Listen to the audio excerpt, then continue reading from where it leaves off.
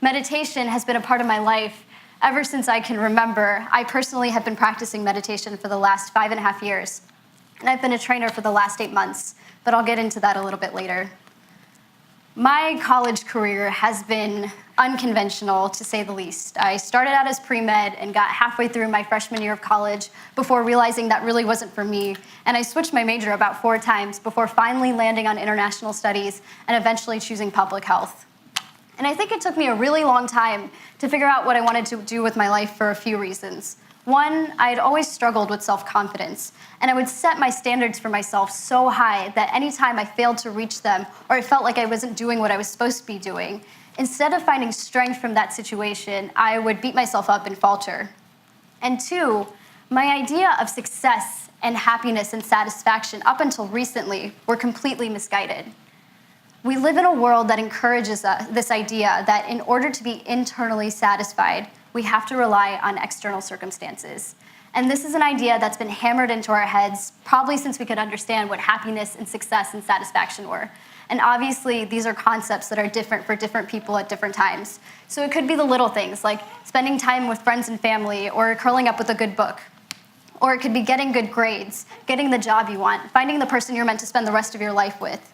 While all of these things are great things, we're still relying on things outside of ourselves to make us happy. And this idea of external substantiation has been magnified with the increases in technology and the advent of social media. We can't really exist without our devices anymore. It's almost like our phones have become other body organs that we can't live without. And with no offense to anybody in this room, but I can guarantee that the second I'm done talking, the majority of you will probably subconsciously reach for your phone to check your texts. And social media. Social media has created this idea of false happiness and satisfaction. Nobody wants to share bad moments in their lives. No one wants to share their mistakes or their failures. So social media has made it seem that everyone is always successful and happy and satisfied all the time. But what if things don't go our way? What if we don't get the grade we want? The person we thought we were going to spend the rest of our lives with breaks up with us. Or we do get the job we want, but there's some sort of negative aspect to it, like our boss sucks or we have a horrible coworker. Suddenly, the concept that was providing us with internal satisfaction externally is now negative. So what I'm realizing more and more is that not only is our success temporary, but our happiness is conditional. We're only happy or satisfied because something outside of ourselves is making us happy and satisfied. We're never truly satisfied for the sake of being satisfied. And that's where I realized I was going wrong. So let me back up a little bit. Anybody who knows me knows that my entire life I had been on a one-way path to becoming a doctor. My whole family is filled with medical professionals, and at the age of 5, I declared that I was going to be just like them. And of course, my incredible Indian parents let out a huge sigh of relief because they didn't have to convince me to go into medicine. And for a long time, that's what I wanted to do, until I started learning more about myself and my passions and my interests. And suddenly, becoming a doctor was less of what I wanted to do and more of what I felt obligated to do. Because my entire life, I had been taught that in order to be successful, you have to be a doctor. And I was always a weirdly compliant kid. I always knew my parents knew what was best for me. So instead of finding the confidence in myself to stand up for myself, I went along with it. Flash forward to my freshman year of college, and I was miserable. I was taking classes that I hated, and I was doing poorly in them. The person that I thought I was going to spend the rest of my life with broke up with me the second he went to college. And I was still living at home, so I felt like I wasn't having the normal college experience. And after years of having a plan and a direction for my life, all of a sudden I was lost. And when you go through hard times, when you go through a breakup or whatever, everybody tells you to get out of the house, do things for yourself. And I did. I would hang out with friends. I would go curl up with a book at a bookstore. I joined our Bollywood fusion dance team at school. I would get a massage. But those were temporary satisfactions. I would still come home and still feel internally dissatisfied with myself. And social media became the bane of my existence. I would see my friends and my ex and all my classmates posting pictures of their new college adventures, their dorm rooms, their new friends, all these new things. And I felt like a failure for a couple of reasons. One, I didn't have anything to share on social media. I was still living at home. I didn't feel like I was having the conventional college experience. And 2, as an Indian, I wasn't meeting the standard of success that had been dictated for me. I wasn't doing well to become a doctor. But because that was all I knew as success, I stuck with it. And my GPA and my self-esteem failed as a reason. So how did I change this? How did I turn my life around? Like I said, meditation has been a part of my life ever since I can remember. My dad has been practicing a form of meditation called Raja Yoga, or yoga of the mind, for over 35 years, and my mom started shortly after they got married. So just like people go to church or temple or synagogue, meditation is my way of life. It's all I've ever known. And I always knew that I was going to start practicing meditation at some point. And I tried it a couple times my freshman year of college, but anything at that point that my parents thought would be good for me or would help me get out of the rut that I was in, I was completely rebellious against. Thankfully for me, and very luckily, I have incredible friends, and I have to show off pictures of these guys because they are my whole world. I was very lucky to have friends who were not only starting their college careers, or they were halfway through their college careers, but they were going through similar things that I was, and they hadn't built up the resistance to meditation that I had. And one of my friends convinced me to go to a meditation retreat one week, and at first I cribbed and I fussed, and I wanted to stay in my own little bubble of self-pity misery. But in the end, I'm so glad I went because it was probably the best thing that could have happened to me. So what is meditation? I'm sure everybody here has a general idea in their head of what it is, but just to give a few more definitions. Meditation is an exercise that trains your mind to regulate itself. It's the ability to focus on one thing continuously without break. And if practiced properly and diligently, it's a consistent reconnection with your true inner self. And a lot of people brush the concept of meditation aside because we think, how do we function without our thoughts? How do we get through our day without thinking? And another thing that people don't realize is just like our bodies require physical activity to keep it strong and healthy and active, our minds are muscles that also require exercise and regulation to keep it strong and happy and healthy and active. And a lot of times, people neglect their minds because they forget this point. And if you think meditation is hard, you are absolutely right. It's very difficult to get your brain to shut up for longer than 5 seconds and not think about something else. And that's another reason why people don't try it out. The first time I sat down to meditate, it felt like every single thought I had ever had in my then 18 years of existence decided to come into my head at that exact moment.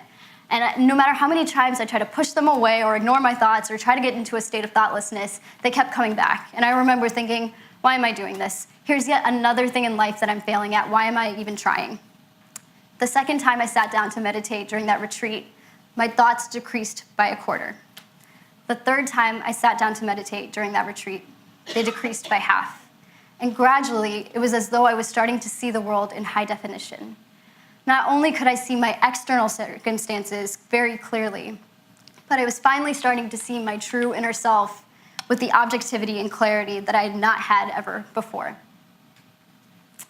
And the practice of meditation that I am a part of prescribes meditating twice a day for 1 hour each time. So once in the morning for an hour and once in the evening for an hour. And I'll be totally honest with you guys, it took me a very long time to get to a point where I was consistent with this. Some days I was doing a really great job. I'd get up in the morning, I'd meditate, I'd go to bed and I'd meditate. And before I went to bed, I would meditate and I'd be fine. But other days, more bad days than good days, I would just be downright lazy. And I would choose to stay up all night watching Ellen videos and then, wake up late the next morning instead of meditating. And my rationale for this was like, I'm young. I got the rest of my life to work on my meditation practice. I don't have more time to watch Ellen videos. But I think it took me a long time to connect with my meditation practice because I wasn't accustomed to the silence that came with meditation. I think as humans, we thrive on noise because it makes us feel as though we're doing something. And so I'd sit to meditate, and about 5 to 10 minutes in, I would realize I was craving noise. I needed some sort of distraction. So I'd give up on meditating, and I'd immediately reach for my phone or for my laptop. And what this taught me was I'd come to a point where I hated silence. And this also taught me how loud my world was. And noise is not just sound or cacophony. Noise is the frustration you feel with a family member or a friend. It's writer's block. It's not understanding a concept at school. Anything is noise if it's loud enough to distract us. And so I realized that I'd come to hate silence, it made me examine my routine. And I realized I couldn't get through a day without sound or noise or distractions of some sort. I would wake up in the morning and I would meditate half-heartedly before giving up because it got too hard. And I'd immediately reach for my phone or for my laptop. And I would play music and videos while I was getting ready for school or while I was eating breakfast. I would drive to school with music on. I would get to class and I'd be fine, and then about halfway through class, I'd zone out thinking about the video I watched that morning. And there'd be so much chaos coming around me and in me because of my thoughts and all these distractions that I'd come home and feel frustrated and let out that frustration on my family members because I didn't know what to do with it. And I'd start my homework and feel frustrated because I wasn't understanding the concepts, but that's because I had music on in the background. And then I'd try to sit down and meditate at the end of the day, and I'd give up again because there was so much going on in my head, and I'd get annoyed when I couldn't fall asleep, and then I'd get frustrated because I felt like I wasn't progressing in my meditation practice. So what this taught me was that in order to create a true connection with my inner self, I had to learn how to love silence. And in order to learn how to love silence, I had to really use my willpower and commit to my meditation practice. And in order to sustain the love for silence that I had cultivated internally, my internal environment had to interact with my external environment. And so the more and more I meditated, the more I started to learn how to love silence internally, the more my internal environment began to reflect my external environment. And that's when I started to see the changes in myself that I wanted to see. So here are a few. How meditation creates interaction with the internal with the external. Confidence. Like I said earlier, I've always lacked in self-confidence, but creating a consistent reconnection with my inner self drove that fear of confidence away. I was able to stand up for myself. I was feeling more confident within myself, and it gave me the courage to eventually switch my major to international studies and eventually get rid of this idea that in order to be successful, I had to do something big. Replacing the positive with the negative. Like I said before, we may get the job that we want, but there's always going to be some sort of aspect about it that ends up becoming negative or something that we don't want to deal with, and all of a sudden the entire environment becomes negative. Cultivating a connection with my internal self through meditation has allowed me to see the positive in any situation, regardless of what it is. Exercise. Not just exercise of the mind, but exercise of the body. When you're taking care of yourself internally, you're given the ability to take care of yourself externally as well. Communication. I seem like I talk a lot up here, but I'm actually pretty non-assertive most of the time. And so by creating a connection with myself through meditation constantly, I was able to say the things I needed to say, speak up for myself when I needed to. Minimizing stress and anxiety, being able to create confidence in myself made me take on challenges without any worry or fear. And staying in the present moment. It's easier to live in the past. It's more fun to live in the future, but it's better to stay in the moment. And that's what meditation does for you. Compassion, tolerance, acceptance, being able to see everyone as their true selves because of reconnecting with myself. And willpower. Meditation is hard. But if you can create the willpower to stop your brain from thinking long enough, you can pretty much create the willpower to do just about anything. And the capacity to love. As corny as this sounds, the more and more I was able to love myself, the more I was able to love everything around me. There was only one time in my life that I really strayed away from my meditation practice, and that was when I was working on President Obama's re-election campaign. This is the day my dad and President Obama went public with their bromance.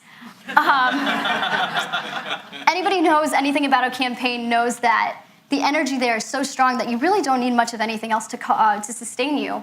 And I realized that I was trying to take the energy from this campaign and use it in my daily life. But once again, I was relying on external circumstances to make me feel good internally. I got to do a lot of really cool things my senior year of college. I got to go on a study abroad trip to Europe to study human rights. Got to be on our Right States accredited Model United Nations team. But it became less about the big things that I was doing and more about committing to my meditation practice, committing to my internal self, and making sure that all the values that I created within myself were expressed in everything I did so that I did what I was supposed to do to the best of my abilities. And when I was very fortunate to get the internship with the United Nations, I carried that same mentality with me. So what I'm learning more and more is that we shouldn't have to rely on external circumstances to make ourselves internally satisfied. True success comes when you take the time every single day to work on yourself internally and cultivate the values that you want to see in yourself internally, and then being able to hold on to those values and express them in any external circumstance, whether they be positive or negative. One of my best friends, Suraj, she actually just recently wrote a blog post about this. We think that change is going to come to us as we get older. We think we'll learn how to cook when we move out. We think we'll exercise more when we really need it. But that's not the case. We will learn how to cook when we choose to learn how to cook. We will learn to work out and exercise when we choose to learn to work out and exercise. My internal sense of self didn't change until I made the choice to change my internal sense of self. And to me, true success is being able to learn about myself more and more every single day with my meditation practice and using that and expressing it in any situation that I'm put in. Thank you.